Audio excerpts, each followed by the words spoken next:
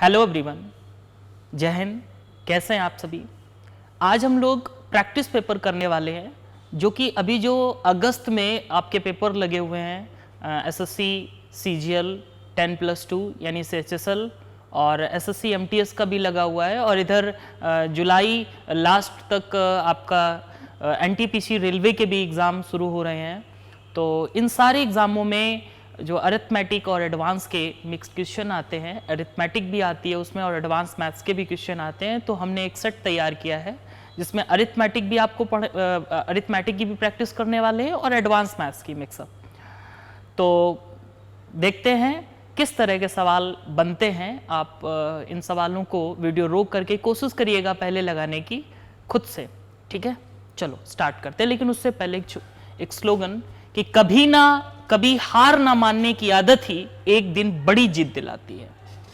आपने यदि मन में हार ठान ली, मन में सोच लिया कि हम अब इसको हासिल नहीं कर पाएंगे, तो दुनिया की कोई ताकत आपको जिता नहीं सकती, नहीं जीत दिला सकती। यदि आपका दृढ़ संकल्प, आपका मन हमेशा ये कहता रहे कि नहीं इसको हम हासिल कर लेंगे, तो एक दिन निश्चित आप उस लक्ष्य को पा लेंगे। तो ये दृढ़ संकल्प होना एक कंपटीटर के लिए बहुत जरूरी है। चलिए शुरुआत करते हैं। देखिए पहला सवाल है कि 25 सेंटीमीटर त्रिज्या वाले वृत्त में 40 सेंटीमीटर और 48 सेंटीमीटर लंबाई की दो समांतर जीवाएं खींची जाती हैं। दोनों जीवाओं के बीच की दूरी क्या होगी। इंग्लिश में भी है, two parallel chords of length 40 centimetre and 48 centimetre are drawn in a circle of radius 25 centimetre. What will be the distance between the two chords? देखिए यहां पर एक बात नहीं बोली गई है कि जो आपको लेंथ पैरेलल कॉर्ड्स की निकालनी है वो सेंटर के एक ही तरफ है या सेंटर के इधर उधर है। बात नहीं समझे। हम ये कह रहे हैं कि इस बात का कोई जिक्र नहीं है। मान लीजिए ये आपका सर्किल है और इस सर्किल का ये सेंटर है। आपके पास दो कॉर्ड्स हैं, एक छोटी जीवा और एक बड़ी जीवा। पक्का ये क्लियर नहीं है, ये इस सवाल में क्लियर नहीं है कि जो दो आपकी जीवाएं हैं वो केंद्र के एक ही तरफ हैं या केंद्र के विपरीत तरफ है। ये क्लियर नहीं है यहां पर। तो जब क्लियर नहीं है तो कोई एक सवाल तो आएगा नहीं, मतलब एक आंसर यहां से नहीं आएगा। जब ये बात क्लियर नहीं है कि जीवाएं केंद्र के एक ही तरफ है या विपरीत तरफ है, तो आंसर भी फिक्स नहीं होगा, आंसर भी आइदर में आएगा। हम बिना सॉल्व किए इसका आंसर डी लगा सकते हैं, बिना किसी कैलकुलेशन के, बिना सॉल्यूशन के हम इसका आंसर निकाल सकते हैं। डी ऑप्शन एग्जाम में बस आपको इतना करना है, आपको पता चल गया कि 3 आंसर नहीं है उसके, चौथा है होगा पक्का। अब होगा क्या, कैसे करना है, ये आपको सीखना है। तो देखो जरा, 25 सेंटीमीटर की रेडियस है और दो जीवाएं हैं, तो बड़ी वाली जीवा हमने 48 देखी। आप अच्छे से जानते हैं ये केंद्र है, और केंद्र से यदि हम जीवा पर लंब डालें तो जीवा दो बराबर भागों में बट जाएगी। टोटल 48 है, तो इतनी कितनी रह गई, ये कितनी रह गई, आप बोलेंगे इतनी होगी 24, ये इतनी होगी 24 सेंटीमीटर। ऊपर वाली छोटी है, पूरी है 40, तो आधी कितनी होगी, आधी होगी 20, यानी यहां तक होगी ये 20, ये वाली लेंथ होगी आपकी 20। रेडियस दे रखी है, इसकी रेडियस आपको दे रखी है, रेडियस यहां से आप देख सकते हैं, ये रेडियस आपको दे रखी है कितनी, रेडियस दे रखी है आपकी 25 सेंटीमीटर। थोड़ा सा बड़ा बनाते हैं जिससे क्लियर हो जाए हर चीज, बड़ा बना लेते हैं यहां पर।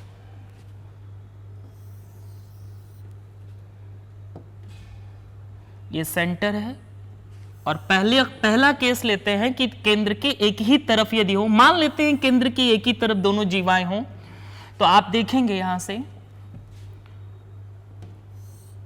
ये हमारी रेडियस है, 25 सेंटीमीटर रेडियस है ये,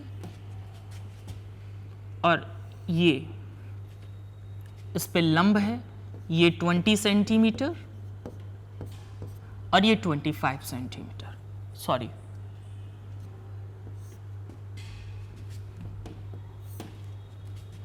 ये 25 सेंटीमीटर रेडियस है और ये 24 है, क्योंकि टोटल कितनी है 48। आप मुझे ये बताओ, केंद्र, ये केंद्र है आपका, केंद्र पर जीवा पर लंब है, ये लंब पड़ता है, और लंब की खासियत ये है कि जीवा को 2 बराबर भागों में डिवाइड करता है। तो आप यहां से ये देखोगे कि ये वाली लेंथ कितनी होगी, ये वाली लेंथ बताएंगे आप कितनी होगी। ये वाली लेंथ पाइथागोरस थ्योरम के अकॉर्डिंग 25 का स्क्वायर से 20 का स्क्वायर माइनस कर देंगे, ये वाली लेंथ पता चल जाएगी। तो हमें स्क्वायर पता, आप जानते हो 25 20, 25 क्या है, 25 हमारे पास सबसे बड़ी भुजा है, 20 ये, तो ये इधर वाली भुजा कितनी होगी, इधर वाली भुजा बता सकते हैं आप कितनी होगी। आप अच्छे से एक ट्रिपलेट जानते हैं, 5 4 3, ये 5 गुना है, ये 5 गुना है, तो ये भी 5 गुना हो जाएगी, यानी ये हो जाएगी 15। यानी ये लेंथ हमको पता चल गई कितनी है, 15।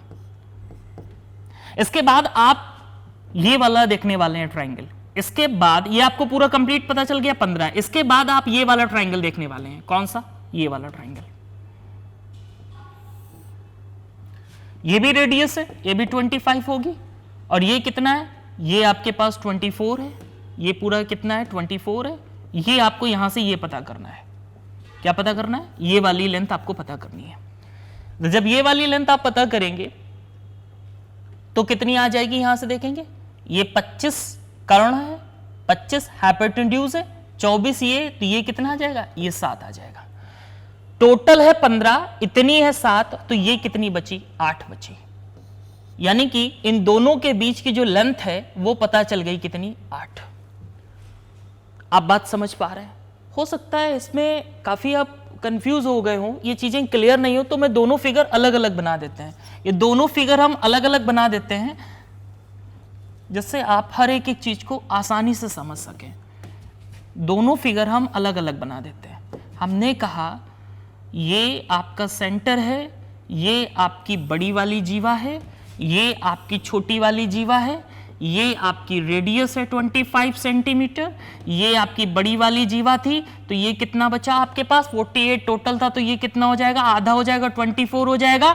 24 के अकॉर्डिंग ये राइट एंगल ट्रायंगल बनेगा। यहां से ये बताइए ये कितना होगा, ये होगा 7 सेंटीमीटर, होगा कि नहीं, पक्का। अरे 25 24 7, पक्का। यहां पर ये सेंटर है आपका, यहां से हमने ये लंब देखा, यहां से ये, और ये आपकी रेडियस, ये कितना है, ये है आपके पास फिर से 25, ये कितना है 20, तो आप मुझे बता सकते हैं ये कितना होगा, ये बता सकते हैं आप कितना होगा, ये होगा 15। ये कितना होगा, 15। इसका मतलब ये पता चल गया कि ये आपकी छोटी वाली लाइन थी, छोटी वाली जीवा थी, और ये पूरी लेंथ, कौन सी पूरी लेंथ, ये पूरी की पूरी लेंथ आपको 15 पता चल गई।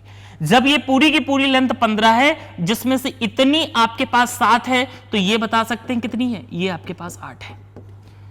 एक तो 8 पता चल गई, पहली कंडीशन तो ये पता चल गई आपको। दूसरी कंडीशन, यदि ये अपोजिट डायरेक्शन में होंगे तो कैसे होंगे। सबसे पहले तो आप इसका स्क्रीनशॉट लीजिए, क्लियर। अब देखो, यदि ये अपोजिट डायरेक्शन में होंगे तो क्या कहानी क्या होगी, यदि ये अपोजिट डायरेक्शन में होंगे तो सेंटर यहां कहीं होगा, ये होगी छोटी वाली और ये होगी बड़ी वाली, किसी को भी मान सकते हो।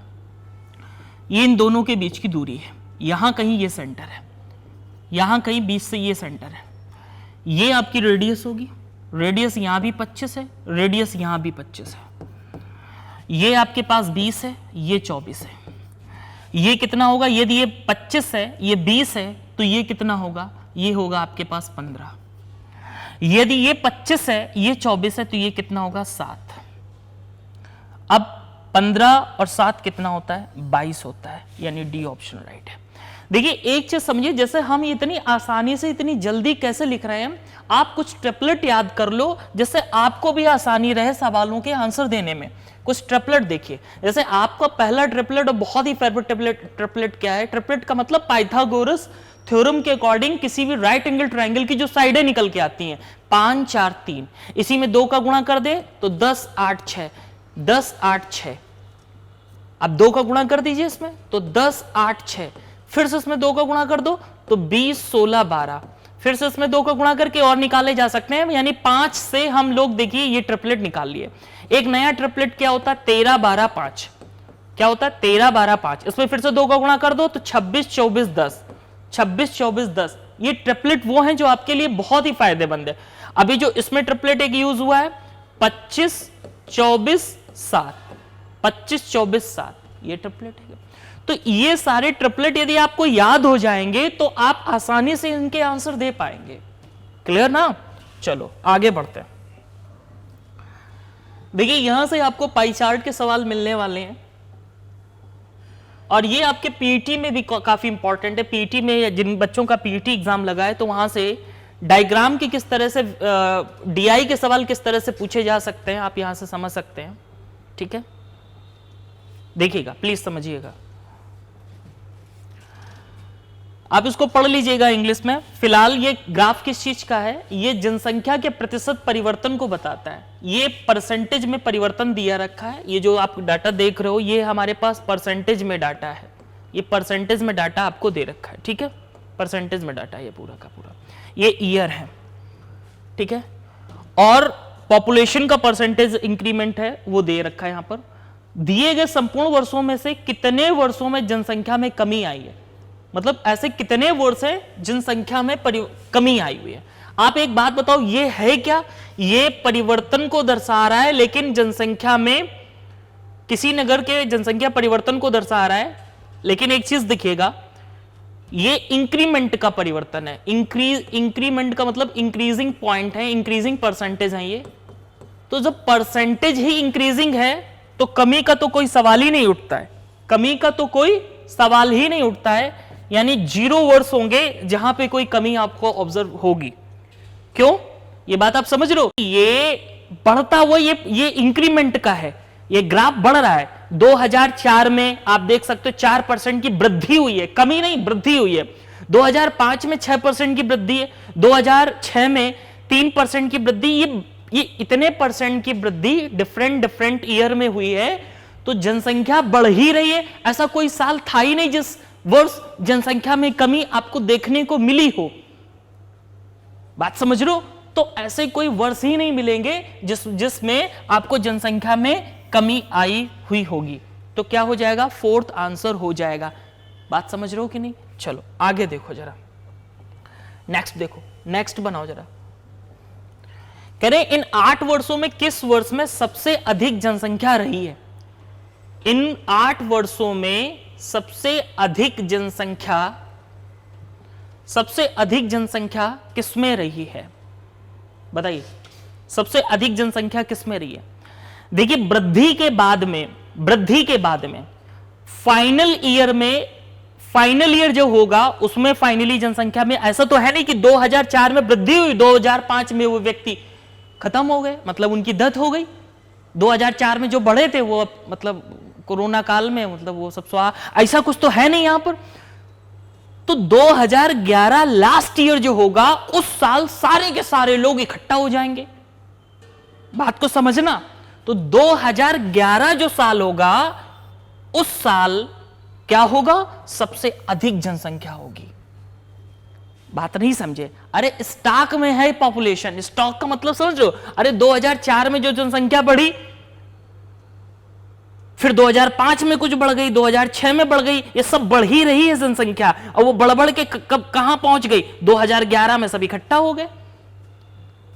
2011 में सब पीक पॉइंट होगा पॉपुलेशन का।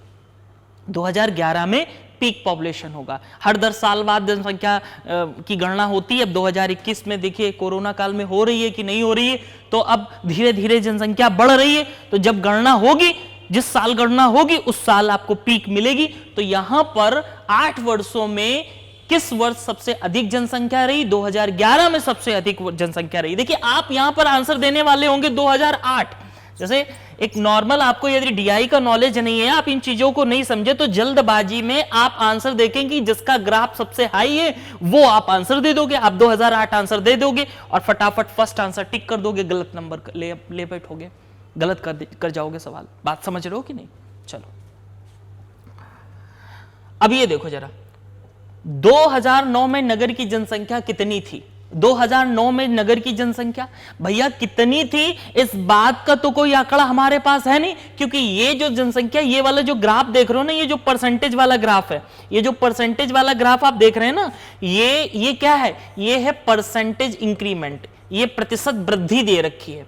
ये आपको प्रतिशत वृद्धि प्रतिशत दे रखा है ये। तो यहां से कोई एग्जैक्ट डाटा आपके पास है नहीं। जब तक आपके पास कोई एग्जैक्ट डाटा नहीं होगा, आप एग्जैक्ट कैसे दे सकते हो? परसेंटेज से एग्जैक्ट डाटा नहीं निकाला जा सकता। 2009 में जनसंख्या कितनी थी, ये तो परसेंटेज वाले हैं, क्या देंगे? Can not be determine, can not be determine. बात समझ रहे हैं ना? इसका आंसर ही नहीं निकाला जा सकता क्योंकि हमारे पास कोई एग्जैक्ट, कोई कांस्टेंट मेजरमेंट नहीं है। ये बताइए, इस सवाल को बनाइए। 2005 से 2006 तक की नगर की जनसंख्या प्रतिशत का वृद्धि प्रतिशत बतानी है। 2005 से 2006, 2005 से 2006, 2005 से 2006 में जो प्रतिशत वृद्धि हुआ है वो कितने प्रतिशत वृद्धि हुआ है? तो 2005 में कितना था? 6। 2005 में 6 था, 2006 में कितना हो गया? 3। तो आपको टोटल कितने प्रतिशत बढ़ गई जनसंख्या? तो आप बोलोगे, यहां पर हम लगा देंगे सक्सेसिव। जब भी 2% का कुल प्रतिशत निकालना हो, टोटल निकालना हो, तो क्या फार्मूला होता है सक्सेसिव निकालने का? x plus y plus x y upon 100, इतने प्रतिशत होती है टोटल वृद्धि। ये कुल वृद्धि का फार्मूला होता है। हम आपसे कहें ए एक कैंडिडेट है, ए एक कैंडिडेट है जिसकी सैलरी मैंने पहले बढ़ा दी 10% और फिर से मैंने दोबारा उसकी सैलरी को 20% बढ़ा दिया। बताओ उसकी सैलरी कितने परसेंट बढ़ गई? तो 10 और 20, आप बोलोगे 30%, जो कि गलत होगा। 30% नहीं, 2% और है। कैसे? यहां रखो, x की जगह 10 रखो, 20 की जगह, y की जगह 20 रखो, और 10 इंटू 20 करोगे कितना आएगा? 200। 200 बटे 100 करोगे तो कितना आएगा? 2। अरे इनका गुणा भी तो करना है 10-20 का, उसमें 100 का भाग भी लगाना है, तो 2। तो टोटल कितना आ जाएगा? 32%। उसी तरह से आपके पास यहां पर x और y के 2 हैं, एक 2005 में 6, 2006 में 3। तो फार्मूला क्या था? x plus y plus x y upon 100। यहां x की जगह 6 प्लस y की जगह 3 प्लस 18/100। तो 6 3 9.18, यानी ये फर्स्ट आंसर राइट हो जाएगा। फर्स्ट आंसर आपका राइट हो जाएगा। क्लियर है कि नहीं? फर्स्ट आंसर राइट हो जाएगा। चलो अब ये देखिए सवाल, मेंसुरेशन का सवाल है। ये कैसे बनाएंगे आप इसको? कह रहे कि यदि समवृत्ताकार शंकु के आधार की त्रिज्या और ऊंचाई में 20% की वृद्धि की जाए तो आयतन में लगभग कितने प्रतिशत की वृद्धि होगी? आप मुझे यह बताइए, आयतन क्या होता है? आयतन मतलब वॉल्यूम, और वॉल्यूम किसी का भी, वैसे मैं शंकु की बात करूं, कोन की बात करूं, शंकु क्या होता है? कोन होता है, ठीक है। कोन की मैं बात करूं, कोन की बात करूं तो कोन का वॉल्यूम क्या होता है? 1/3 पाई आर स्क्वायर एच, ये होता है। जहां पर आप अच्छे से जानते हो कि ये 1/3 पाई कैसा है? कांस्टेंट है। चूंकि हमें बताना है प्रतिशत, तो प्रतिशत निकालने के लिए हम सिर्फ वेरिएबल नंबर लेते हैं, कांस्टेंट का कोई रोल नहीं होता है। अब रोल है आर स्क्वायर और एच का, तो आर 2 बार बढ़ा है, एच 1 बार बढ़ा है। 2 बार बोले तो स्क्वायर है तो 2 बार लेंगे, ठीक है। 2 बार बढ़ा है तो भैया जी ऊंचाई और दोनों रेडियस हो चाहे हाइट हो, दोनों में 20% का इंक्रीमेंट हुआ है। 20% की फ्रैक्शन क्या होती है? 20 को 100 से डिवाइड करोगे 1/5। अरे 20% की फ्रैक्शन कैसे निकालोगे? 20 पंचे 100, काटोगे 20 पंचे 100, 1/5। तो रेडियस में 2 बार वृद्धि हुई है, यानी 5 से 6 पहली बार रेडियस हुई, फिर से 5 से 6 रेडियस हुई, लेकिन हाइट भी 5 से 6 हुई। हम सीधे बोल सकते हैं 5 का क्यूब कितना? 125। 6 का क्यूब कितना? 216। इसको बना लेते हैं 125 में 8 का गुणा करके 1000 बना लेते हैं। इधर भी 8 का गुणा करेंगे तो ये आ जाएगा 1000 और ये आ जाएगा 8 6 48, 4 कैरी, 8 एकम 8 4 12, 8 दूनी 16 और 1 17। 100 होता, 100 पे नहीं है ये, 1000 पे। तो हम क्या करते हैं? 100 पे निकाल लेते हैं। क्या करते हैं? 10 का भाग लगा देते हैं। तो 100, 10 का भाग इसमें लगा दीजिए दोनों तरफ, तो इतना आएगा। अब आप देख लीजिए 100 से कितना ज्यादा है? 72.8। थर्ड ऑप्शन राइट हो जाएगा। 72.8 कितना? थर्ड आंसर राइट हो जाएगा। क्लियर? देखिए यहां पर हम थोड़ा तेजी से पढ़ेंगे क्योंकि ये प्रैक्टिस क्लास है, और प्रैक्टिस क्लास में सिर्फ आप प्रैक्टिस कर रहे हैं, स्पीड में अपनी देख रहे हैं, चेक कर रहे हैं, और अपने आप को भी जज कर पा रहे हैं कि हमें कितना आ रहा है। इस सवाल को कैसे बनाएंगे बताइए। If the perimeter of circle A is equal to perimeter of semicircle B, what is the ratio of their areas? उनके एरिया के बीच का रेशियो क्या होगा? यानी कि आपको वृत्त और अर्धवृत्त के एरिया का रेशियो बताना है, जबकि उनके परिमिति बराबर है, पेरीमीटर बराबर है। यहां पे सरकमफ्रेंस देना चाहिए और अच्छा लगता, पेरीमीटर की जगह सरकमफ्रेंस आप उसको समझ सकते हैं। यहाँ पे जो पेरीमीटर वर्ड है इसका मतलब कुछ और नहीं है, इसका मतलब क्या है, सरकमफ्रेंस है। यहाँ पर सरकमफ्रेंस है, दोनों का मतलब एक ही होता है।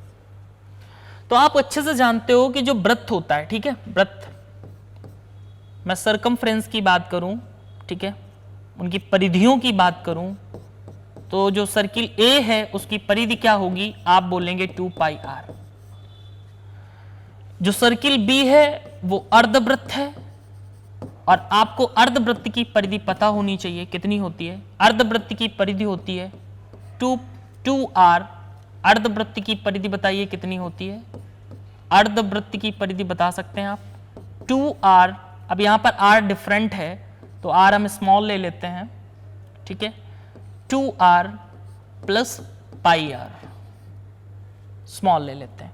सबसे पहले तो यहां से रेडियस का मुझे रेशियो निकालना होगा। रेडियस को क्या निकालना होगा, रेशियो निकालना होगा। तो यहां से यदि हम कैपिटल आर, और ये बराबर है कैपिटल आर 2πr, यहां पे 2π लिख देते हैं, r कॉमन लेंगे तो बचेगा अंदर ये। रेशियो निकाल लेते हैं स्मॉल और कैपिटल आर में, तो r प्लस पाई अपॉन क्या आ जाएगा 2π। मुझे चाहिए इनका वॉल्यूम, सॉरी एरिया, क्षेत्रफल चाहिए। स्क्वायर कर देते हैं दोनों तरफ, क्या कर देते हैं, स्क्वायर कर देते हैं। जैसे ही आप स्क्वायर करेंगे तो पहले ये देखो a है या b है, पहले a है तो a का जो आएगा, a और b में ये रेशियो है ना, तो यदि हम बात करें a की बात करें तो 2π प्लस r, यानी कि कौन सा आंसर जाएगा, थर्ड ऑप्शन राइट हो जाएगा। 4π स्क्वायर होगा, 4π स्क्वायर, 4π स्क्वायर एक ही में है। अच्छा दोनों लगे पड़े हैं, दोनों हैं हमारे पास, ठीक है, तो कैपिटल R हमारे पास ये है, इसीलिए कैपिटल R हमारे पास ये है तो ये पहले आएगा, यानी कि थर्ड आंसर राइट हो जाएगा। क्लियर कि नहीं, थर्ड आंसर राइट हो जाएगा। ये हाइट एंड डिस्टेंस का सवाल है कि दो खंबे 2 मीटर की दूरी पर हैं, दोनों खंबे पेड़ के एक ही ओर हैं। देखिए यहां पर क्लियर हो गया कि एक ही ओर है। यदि पेड़ की ऊंचाई से देखा जाए तो इन खंभों का अवनमन कोण 45 अंश और 60 अंश है, तो पेड़ की ऊंचाई कितनी होगी। देखिए हाइट एंड डिस्टेंस में यदि आपने डायग्राम बना लिया तो काम बन जाएगा। तो हम उन्नयन बना रहे हैं। वैसे दोनों में अंतर क्या होता है, अवनमन में क्या होता है, ऊपर से देखा जाता है, कोई व्यक्ति ऊपर से देखता है, जैसे जहाज से नीचे की तरफ देखे तो अवनमन कोण बनता है, और जमीन से यदि ऊपर की तरफ देखा जाए तो उन्नयन कोण बढ़ता है। मतलब जब हम गर्दन ऊपर झुका के देखते हैं तो उन्नयन कोण बढ़ता है, जब हम ऊपर से नीचे की तरफ देखते हैं तो अवनमन कोण बनता है। लेकिन हम कंपटीशन में टाइम बचाने के लिए क्या करते हैं कि आप चाहे अवनमन बने चाहे उन्नयन बने, आप बस कोण बना लो, ठीक है, बस आप कोण बना लो। तो हम ये जानते हैं कि दो कोण बन रहे हैं, एक 60 अंश का और एक 45 अंश का। तो 60 अंश का कोण ये बनेगा, सॉरी 60 अंश का कोण, 60 अंश का कोण बताओ कहां से बनेगा, 60 अंश का कोण करीब ये बनेगा, 45 अंश का कोण ये बनेगा। अच्छा इसमें भी कॉन्सेप्ट होता है, स्रोत ये है हमारे पास, स्रोत ये है, सोर्स हमारे पास ये है, तो सोर्स के जितना करीब जाते हैं एंगल बढ़ता चला जाता है। सोर्स के करीब जाने पर गर्दन ऊपर करनी पड़ती है तो एंगल बढ़कर मिलता है, सोर्स से जितना दूर जाएंगे एंगल उतना कम होगा। और इन दोनों के बीच की यदि हम डिस्टेंस की बात करें तो ये डिस्टेंस है 2 मीटर, ये डिस्टेंस कितनी है 2 मीटर, यहां से लेकर के यहां तक की जो डिस्टेंस है वो 2 मीटर है। ये डिस्टेंस पता नहीं x मान लेते हैं और ये हाइट मान लेते हैं इसकी, ये हाइट है, ये ग्राफ है इसका। मतलब ये फिगर है, ऐसा फिगर बनाना है, पेड़ की ऊंचाई बतानी है यानी h की वैल्यू बतानी है। सबसे पहले यदि आप 1060 लगाएंगे तो 1060 लगाएंगे तो √3 1060 लगाएंगे, मैं डायरेक्ट लिख रहा हूं 1060 इज इक्वल टू क्या होगा h/x होगा। 1060 का मान होता है √3 इज इक्वल टू h/x। इसी तरह से जब आप 1045 लगाएंगे तो 1 इज इक्वल टू 1045 का मान 1 होता है, h/ आ जाएगा 2 + x। क्रॉस मल्टीप्लाई करोगे तो 2 + x इज इक्वल टू आ जाएगा h। बात समझ रहे हो? हमें चाहिए h, तो x को एलिमिनेट करो। x की जगह हम क्या लिख सकते हैं? x की जगह हम यहां से लिख सकते हैं, यहां से x का मान क्या आ जाएगा, x is equal to h/√3 ये आ जाएगा। तो 2 और उधर भेज देते हैं इसको, x को जब उधर भेजेंगे तो h/√3 पक्का। h कॉमन ले लेते हैं, कॉमन लेने के साथ साथ एक काम और कर रहे हैं, √3 - 1/√3 h इधर आ जाएगा। इसके आगे कहानी ये है 2√3/√3 - 1 ये h है।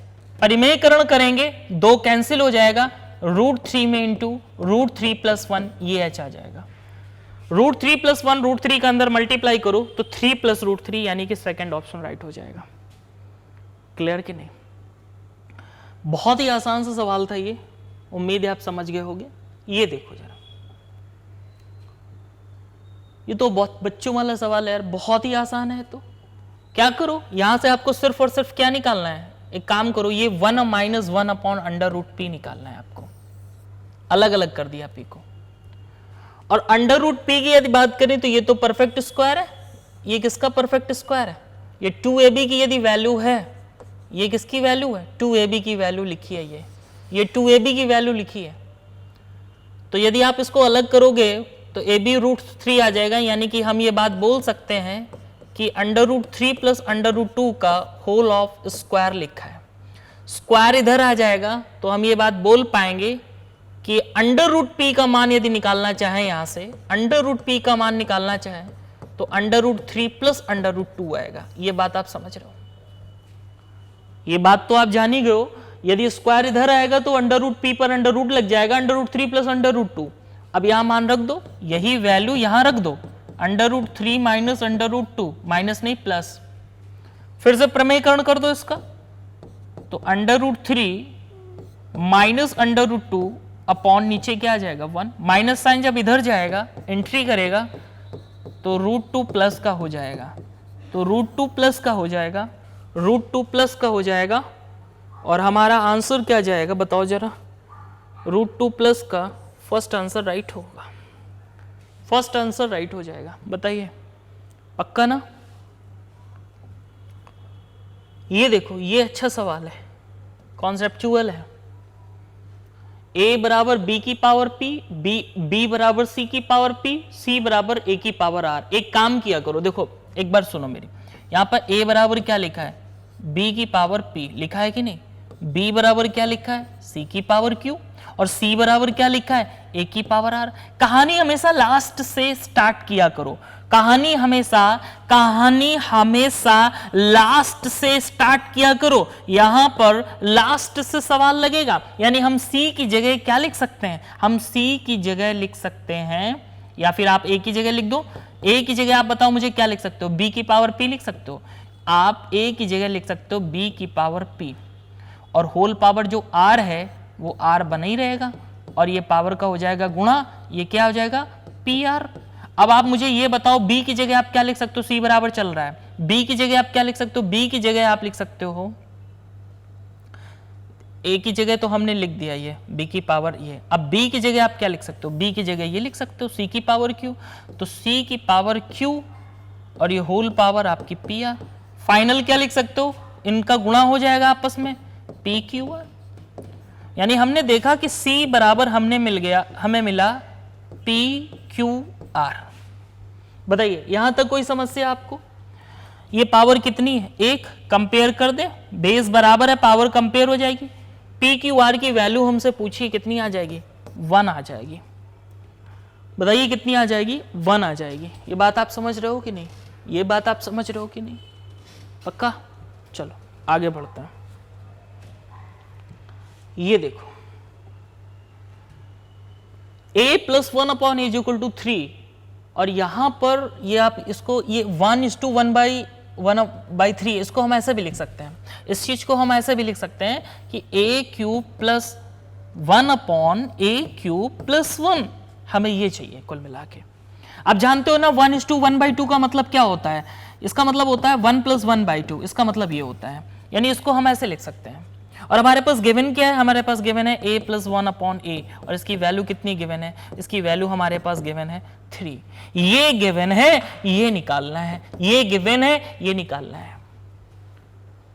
कुछ नहीं करना है, दोनों तरफ क्यूब कर दो, या फिर आप फार्मूला याद रखो कि यदि आपको इस तरह की वैल्यू गिवन हो तो क्या करते हैं, फटाफट इसका क्यूब करके आपको फार्मूला हम लिख देते हैं। यदि a + 1 upon a is equal to k लिखा हो तो a cube plus 1 upon a cube क्या आता है, k का क्यूब माइनस 3k आता है। ये बात आपको जान लेनी है, ये बात आपको समझ लेनी है। k की वैल्यू यहां पर फिलहाल कितनी है, 3, 3 का क्यूब कितना होता है 27, 27 से 9 चला जाएगा 18 आएगा, लेकिन 18 इस सवाल का उत्तर नहीं, उसमें एक जुड़ना है, 19 फाइनली आंसर होगा, यानी थर्ड आंसर राइट हो जाएगा, थर्ड आंसर राइट हो जाएगा। क्लियर? इधर देखो, ये सवाल बताओ इसको कैसे बनाएंगे। इनमें से कौन सी संख्या p की पावर q, 5 की पावर p एंड 7 की पावर q का गुणांक नहीं है, का गुणांक नहीं है। कैसे बताएंगे ऐसे सवाल को, इसका गुणांक नहीं है। गुणांक का मतलब समझ रहे हो, गुणांक का मतलब वो इस इन 5 और 7 नंबर्स के अलावा किसी भी नंबर का वो फैक्टर नहीं होना चाहिए। 7 पना 35 ये तो पक्का है, 5 और 7 के अलावा इसमें और कुछ है नहीं। चेक करो 5 7 के अलावा इसमें कुछ और तो नंबर नहीं है। 7 से भाग करोगे या 5 से भाग करोगे तो 5 3 15, 5 से भाग लगा रहे हैं इसमें, तो 5 3 15, 2 बचा और 5 25, यानी ये 35 गुणे 5 है। इसमें 5 और 7 के अलावा कुछ नहीं है, इसमें भी 5 और 7 के अलावा कुछ नहीं था। ये तो गुणांक है, ये तो इन दोनों के गुणांक है। 1235 ये तो मुझे 9 से भी डिविजिबल लग रहा है नंबर, लग क्या रहा है, वो है ही 9 से डिविजिबल। एक बार देखो 5 4 9 1 10 नहीं है, इसमें 3 नहीं है, 3 देखो है क्या, 3 है क्या, ये 5 4 9, अरे 2 2 4, 4 5 9 और 1 10, ये नहीं है। इसमें देखो 5 का भाग लगा के, इसमें जब 5 का भाग लगा के देखोगे तो नहीं आएगा, कोई दिक्कत नहीं, ये भी है। ये देखिए 735, 7 3 10 5 15, 15 तो 3 के भी पहाड़े में आता और यही 3 की डिविजिबिलिटी है, यानी ये नंबर यानी 735 3 से भी कट रहा है। यदि ये नंबर 3 से कट रहा है मतलब इसमें 3 है। और अभी हमने कहा कि सिर्फ और सिर्फ क्या होना चाहिए, 5 और 7 के अलावा कोई नंबर नहीं होना चाहिए। वो उस पर p 0 नहीं हो सकता, q 0 नहीं हो सकता, बाकी 1 2 कुछ भी हो सकता है। तो ये जो 735 है, मैं आपको पूरा 735 का पोस्टमार्टम करके दिखाता हूं। 735 है क्या, ये 3 से भी कट रहा है। कैसे, 3 दूनी 6, 1 बचा, 3 चौको 12, 3 पचे 15। अब इसको 5 से काटिए तो 5 5 चौको 20, 4 बचा, 5 नीम 45 और इसमें 2 7 है, यानी इसमें 2 7 है, 1 5 है और 1 3 है। जबकि आप 1235 को भी 1225 का भी पोस्टमार्टम कर लेते हैं। 3 से काटिए, 3 से कटेगा नहीं, 5 ही से कटेगा। ये नंबर 5 से काटिए इसको आप, 5 दूनी 10, 2 बचा, 22 हो गया, 5 चौको 20, 5 25, फिर से 5 से काट लीजिए, 5 चौको 20, 5 नीम 45, 2 5 है और 2 7 है इसमें, यानी कि इसमें 2 आपके 5 हैं और 2 आपके 7 हैं, लेकिन इसमें क्या है, इसमें आपके 2 7 हैं, 1 5 है, 1 3 है। यही इस सवाल का उत्तर है, यही इस सवाल का उत्तर है। क्यों? क्योंकि इसमें 3 है। बात समझ पा रहे हैं कि नहीं? इसमें 3 है। चलो आगे देखो, यह सवाल बना दो।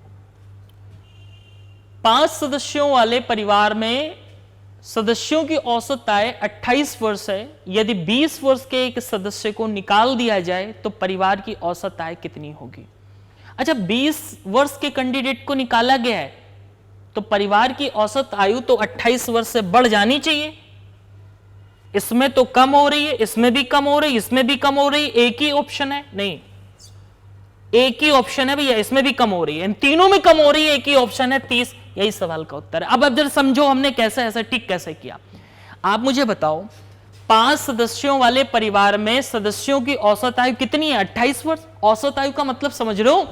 5 लोग भैया घर में रहते थे और वो सभी कितने वर्ष के थे? 28 वर्ष। औसत का मतलब है सभी 28 वर्ष के थे।